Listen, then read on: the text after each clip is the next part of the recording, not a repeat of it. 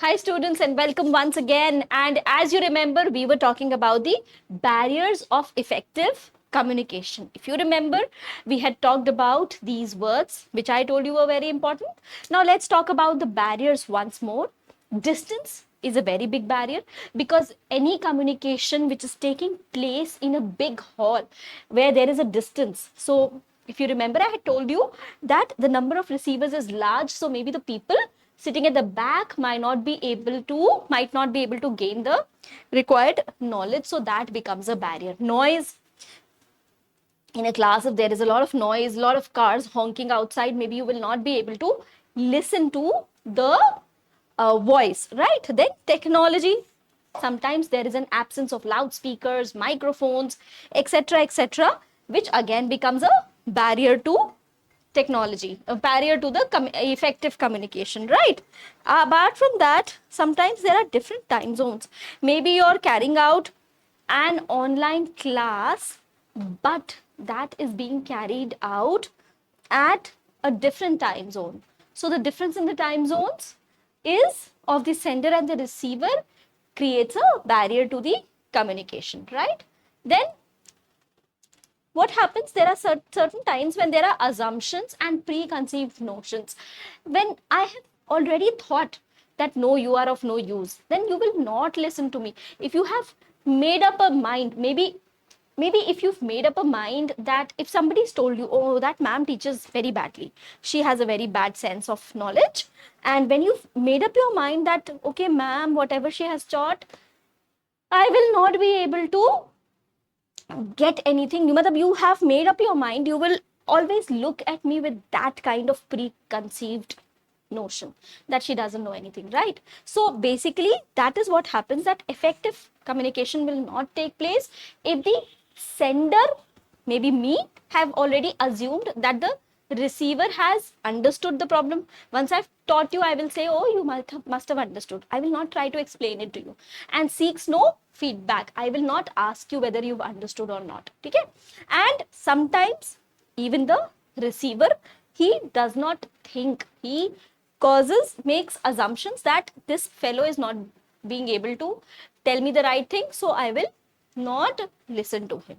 Emotional state, maybe I tell you something, but at that time you are in such an emotional state, you're not able to understand what I'm trying to teach you. Maybe you've had a heartbreak, or maybe some loved one has passed away.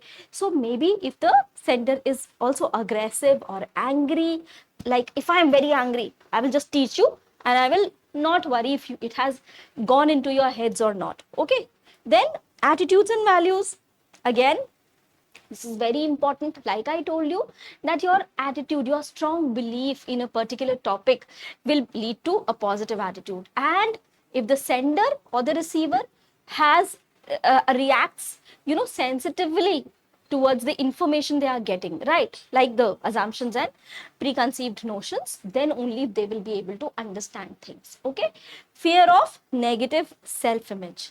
There is always a fear of negative self image, and if I'm not able, I always feel that, oh my god, what will happen if my child asks something and I will not be able to answer that. So that is a fear of negative and negative self image. Okay? So what is important is that I express the information in a transparent manner. If I do not know the meaning of something, I will say, okay, beta, I will get back to you. I will look forward, look about it, look into the matter. I will search, I will research, and then I will let you know what the answer to this question would be. So basically this. And last but not the least is the poor listening skills. If the patient is, if the listener is not able to listen properly, he does not listen, then there causes a barrier. Again, that was not last but the least. These three are also there. Linguistic, I'm talking to you in English, but you do not completely understand English. That becomes a barrier. Cultural barrier, maybe I tell you something. I talk to you about avocados. I talk to you about quinoas. I talk to you about dragon fruit. I talk to you about, tortillas. But you are living in a village in India. You know about sattu, know about dalia, you know about chura, you now know about litti, you know about chokha. How will you come to know about avocados and quinoa and dragon fruit? So that becomes a cultural barrier. And then now I can say last but not the least is the social factors. Social factors, basically the social status that also obstructs the smooth flow of information. I'm of a high society. I can't listen to what she's telling me. She's telling me to, oh my God, she's telling me not to have soup outside the house. And I will go and have soup from the biggest soup kitchen or biggest, biggest hotel, maybe, 5-star hotel. I will have soup and they will order a good soup for me. But they will put a lot of corn flour, they will put a lot of preservatives, which will affect my health in some way or the other. So, social factors, not listening, that also becomes a barrier to communication. So now, students, I hope you have understood the barriers of communication. Now, let's come to the theories of communication. There are different theories of communication. Okay.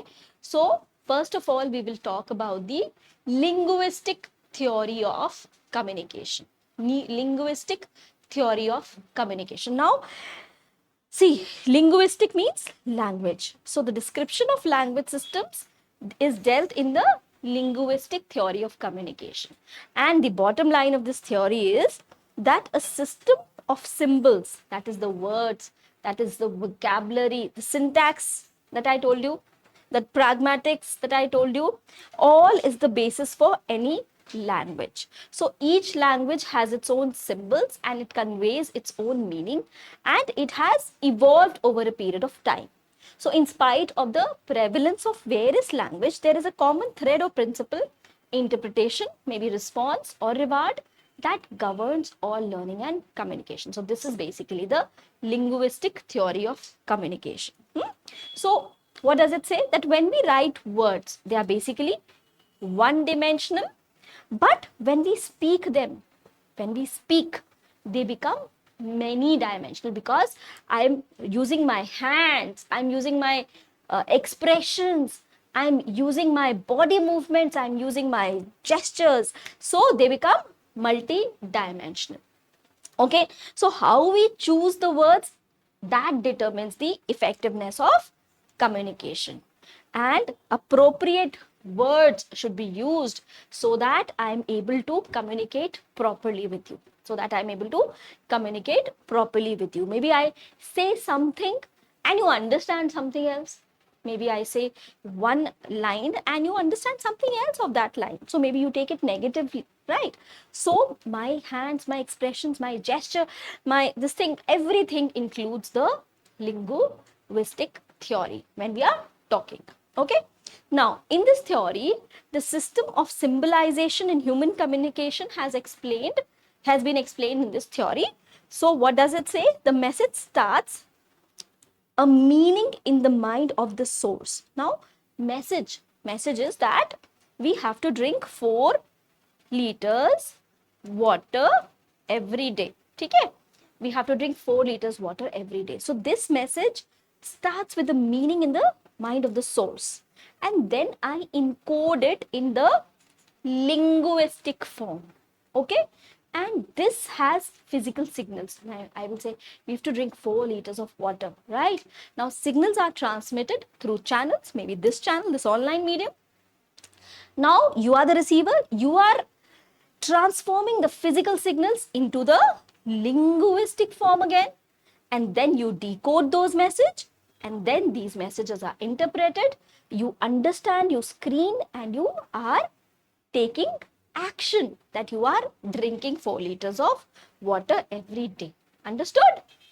Now, Williams in 1975 mentioned 2 dimensions of this theory. Okay, what were the 2 dimensions of this theory? One was the psycholinguistic theory, which deals with the psychological basis of using the language by any individual. In other words, the coding behavior. Maybe what does it say?